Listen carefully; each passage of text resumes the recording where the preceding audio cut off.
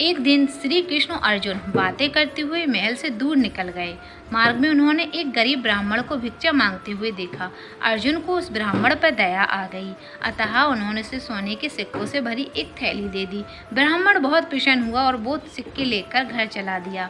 जंगल के रास्ते में उसे एक चोर मिल गया, जिसने उसके सारे सिक्के लूट लिए। ब्राह्मण बहुत दुखी हुआ, मेरा भाग्य ही खराब है, यह कहता हुआ और भाग को कोसता हुआ ब्राह्मण पुनः भिक्षा मांगने आ गया।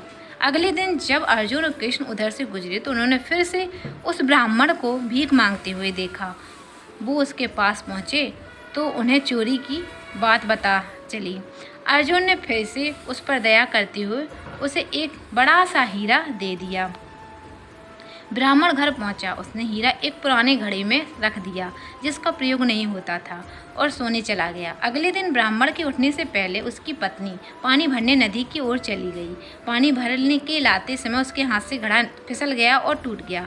ब्राह्मण की पत्नी को याद आया कि घर में एक पुराना घड़ा है जिसका प्रयोग नहीं होता। उसने सोचा क्यों ना उसी में पानी भरकर लाया जाए। जब वो घर गई तो उसने देखा ब्राह्मण पूरे घर में कुछ खोजता फिर रहा है। ब्राह्मण ने जब अपनी पत्नी के हाथ में से घड़े को देखा और घड़े में सिर्फ पानी भरा देखा तो वह हताश निराश ब्राह्मण पुनः अगले दिन भीख मांगने उसी स्थान पर पहुंच गया।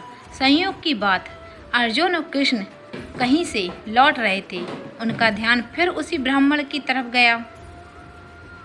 उत्सुकतावश वो उसके पास पहुंचे और उससे पूछा कि अब आपको भीख मांगने की क्या आवश्यकता पड़ गई। ब्राह्मण ने फिर अपनी राम कहानी सुनाई।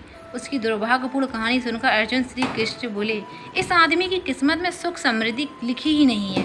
मुझे नहीं लगता अब मैं और इसकी मदद कर सकूंगा। कृष्ण कुछ नहीं बोले, बस उन्होंने उस ब्राह्मण को 2 पैसे दिए। ब्राह्मण ने वो पैसे लिए और घर चला गया। ब्राह्मण के जाने के बाद अर्जुन बोले, जब मेरे इतना सोना हीरा देने के बाद भी उसका भला नहीं हुआ तो आपके 2 पैसों से उसका कैसे भला होगा। श्री कृष्ण मुस्कुराए। ब्राह्मण अपने भाग को कोसता हुआ घर जा रहा।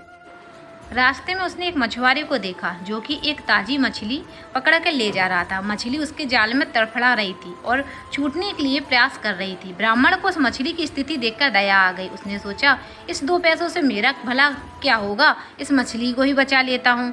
ब्राह्मण ने वह मछली खरीद ली और पुनः नदी में डालने चल पड़ा।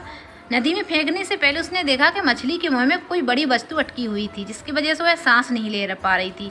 जब उसने मछली का मुंह खोलकर वह बाहर निकाला तो वह बड़ा हीरा निकला जो अर्जुन ने उसे दिया था। ब्राह्मण हीरा पाकर खुशी से चिल्ला पड़ा, देखो देखो, मिल गया, आखिर मुझे मिल ही गया। उससे थोड़ी ही दूर पर वही चोर जा रहा था जिसने ब्राह्मण के सिक्के चुराए थे। उसने यह सब आवाज़ सुनी। ब्राह्मण को आते हुए देखकर चोर डर गया। चोर ने उसे देखकर पहचान लिया था कि यह वही व्यक्ति है जिसके सिक्के उसने चुराए थे। ब्राह्मण के चिल्लाने की आवाज़ सुनकर उसे लगा कि ब्राह्मण ने उसे पहचान लिया है और अब तो वो उसे पकड़वा कर सज़ा दिलवाएगा। चोर ने ब्राह्मण के पैर पकड़ लिए और बोला, भाई मुझे माफ़ कर दो, आपके सिक्के ले लो पर मुझे सज़ा मत दिलवाना, मुझसे बड़ी गलती हो गई। ब्राह्मण क्या बोलता, वह तो सारा माजरा समझ गया था। उसने चोर को माफ़ किया, अपने सिक्के के लिए खुशी से मगन अपने घर चला दिया। ब्राह्मण सीधे अर्जुन के पास पहुंचा, उन्हें सारी बात बताई। अर्जुन ने को धन्यवाद दिया और चला गया।